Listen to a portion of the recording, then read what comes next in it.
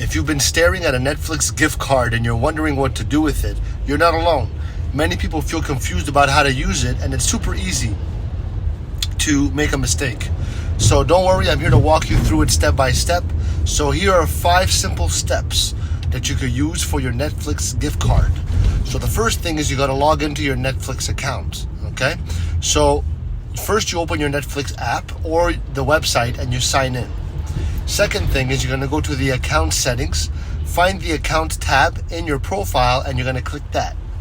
Third thing is you're going to select an add payment method, okay? That's what you select in your payment settings, and you click that to add a new payment method. Number 4, you enter the code. So you scratch off the back of your Netflix card to reveal the code and type it in. Number 5, you enjoy your Netflix subscription. So there's actually 4 steps. Once the code is entered, your Netflix account will be loaded with credit, and you can start watching your favorite shows. So by following these steps, you're going to enjoy Netflix without worrying about payments. It's quick, it's easy. And if you found this helpful, leave me a like, comment, subscribe. Thanks for being here. Love you. Ciao.